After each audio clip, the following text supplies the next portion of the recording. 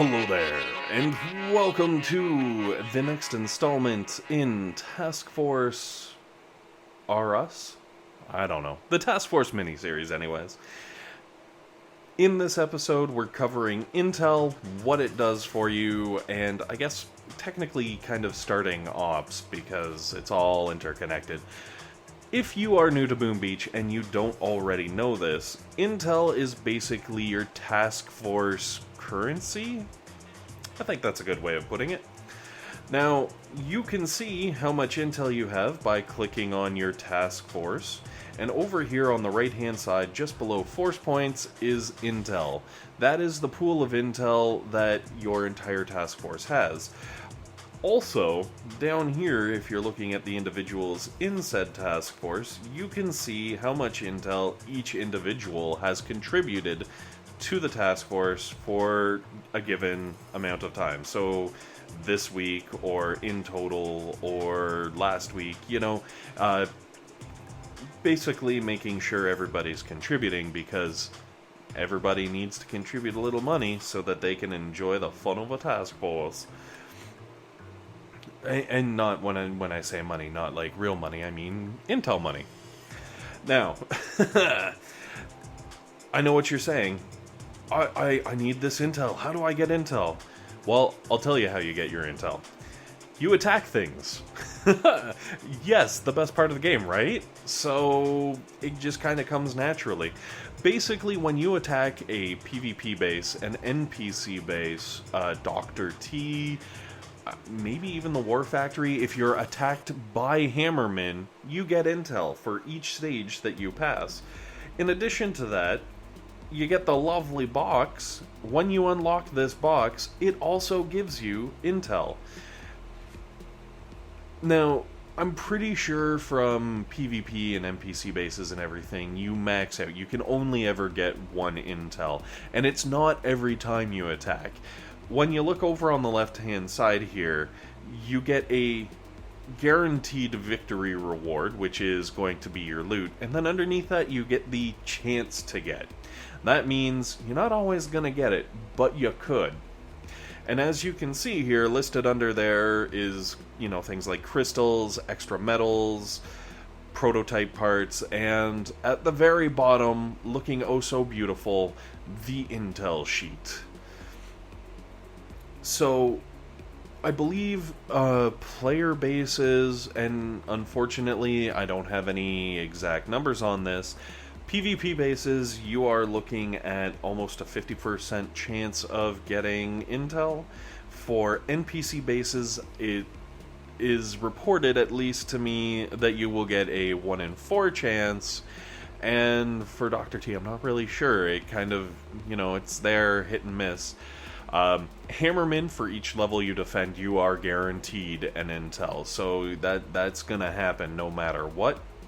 And when you open the chest, you are also guaranteed intel, so that's going to happen no matter what. Now that you know how to get the intel, I guess I should probably show you what to use the intel for.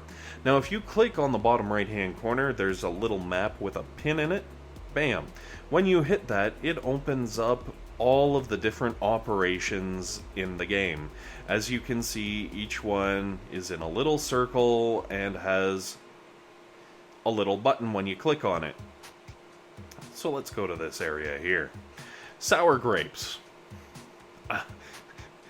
Too bad it's not salty grapes. I'm salty, but I'm not sour. So when you click on sour grapes, as you can see, a button shows up with a little intel and a number.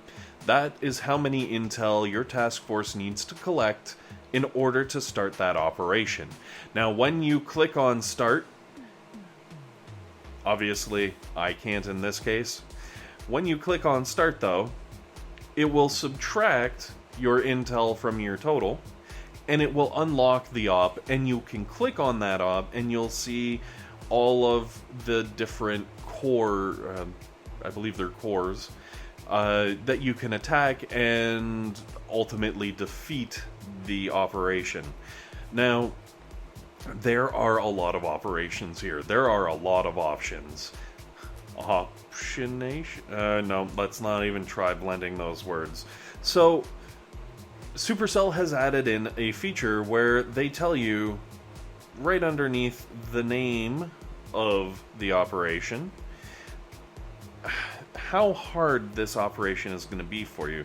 And the reason they do this is because you're probably going to want to work your way up, and you don't want to choose something right out of the gate that's going to be too hard, like wham, massive attack. If it's your first op, I suggest not trying this one. Throwing it out there. So, if we go back here, obviously for the task force I am currently in, Bottleneck is a little too easy. Tinderbox and Foxtrot are just easy. We're skipping right over normal. There is normally a normal in there, and in this case we're going straight to hard with Stronghold, and then Choke Point is impossible. These are not exact. This isn't a science. This is, kind of rough calculations based on level, number of people in your task force, etc., etc. So, if you're a 5-man loaded with absolutely amazing players, you might be able to take on something that's supposed to be impossible. But if you're new, you're just getting a feel for it, you might have to try something that's easy, or normal. Anyway, regardless of the difficulty you choose, I'm sure you'll find one that fits you, and hopefully you'll have lots of fun doing it. However, I think we've covered pretty much everything in regards to intel and starting an actual op, so we're going to call this a video, finish it off, and continue in the next one, because yes, there's more about ops. Anyways, guys, thanks for watching. Hopefully this has been helpful. Hopefully this has been entertaining. And most importantly, hopefully you guys have a fantastic day.